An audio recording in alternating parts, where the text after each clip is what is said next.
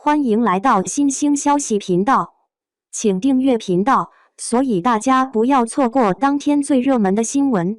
我们今天的时事通讯包括以下内容：粉丝洗白，袁冰妍为何敢顶风作案，令人唏嘘。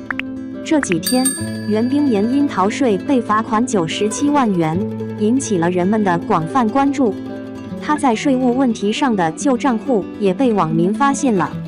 原来，袁冰妍这样做已经不是第一次了。早在2019年，她的工作室就收到了限期整改通知，要求工作室必须在规定时间内完成纳税申报并提交纳税资料。当时袁冰妍的操作很有趣，接到通知1个月后，她就取消了工作室。这是什么意思？虽然她的工作室被要求在2019年进行整改，但这不会影响袁冰妍的个人形象。今天，袁冰妍的经营与当年一样，在公司被罚款后，她辞去了公司法定代表人、执行董事、总经理的职务，放弃了大股东的职务。随后，演播室发表道歉声明，将所有问题归咎于袁的公司，与这位女明星无关。许多网友指出，只要袁不道歉，他们中的一些人就有赎罪的余地。你看，他的水军和球迷是怎么帮袁冰妍洗白的？那些人说，这一切都是袁冰妍公司的错。具体来说，公司内部员工没有及时申报税款，这与袁冰妍本人无关。这纯粹是胡说八道。被处罚时，袁冰妍是公司的执行董事和大股东，公司缴纳的社保金额为0。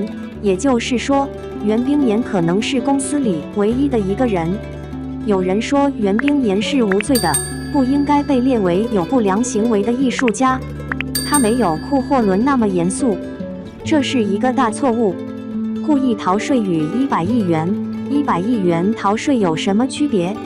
这都是主观行为，不是吗？公关水军粉丝为袁冰妍，这是可以理解的。苍蝇原本想在腐烂的肉周围徘徊，然而面对事实，袁冰妍的粉丝们为什么要为他们的偶像辩护呢？这很难理解。我只能说他们是腐烂的肉，只有他们会欢迎苍蝇。看袁冰妍逃税案，有一件事很奇怪，她为什么敢逆风犯罪？由于8亿逃税事件的爆发，明星们在2018年至2019年迎来了第一波大规模税务检查。为什么袁冰妍当时没有停下来，最终收到了整改通知？现在，由于某爽和邓某的偷税漏税，大家都在盯着娱乐圈看有没有漏网之鱼。同时，有关部门已发出通知，希望明星进行自查，然后限期整改。这样可以减轻或免除处罚。为了表达自己的决心，邓在顶风作案，撞上枪口时受到了严厉的惩罚。他被列为有不良行为的艺术家，他的作品被下架，他的个人作品被禁止在整个网络上传播。这种力量基本上表明他是完全冷静的。袁冰妍不仅要反省自己，而且要在被调查后脱壳。他为什么要这么做？是因为他在2019年逃脱了惩罚，所以他认为自己不是问题，其他人不会注意到他吗？他认为如果他不道歉，只要他把大麻扔到他注册的公司和工作室，他就没事了。然而，他是否忘了，这一轮娱乐业的重大整顿，包括对无良艺人的处罚和税务调查，从哪里开始？郭敬明和于正被迫承认剽窃。在此之前，郭敬明和于正拒绝承认剽窃，即使法院裁定剽窃行为成立，他们也必须支付赔偿。他们宁愿被强制执行，也不愿承认自己的错误。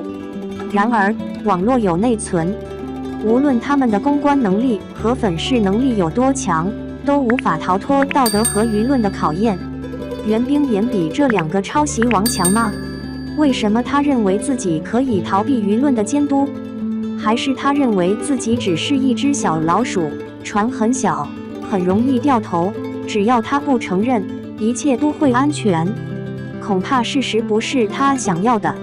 现在，人民日报和其他国有媒体已经走到了尽头，他的前景并不像预期的那样乐观。还记得8亿吗？在受到惩罚后，他多次想要出现，有时他还想和他的哥哥范一起出现。不过，只要他出现复出迹象，央视等国有媒体就会立即发出警告。最终，复出成了一种奢望。他做不到，为什么认为他能做到？总之，袁冰妍最好不要想太多，最好诚实。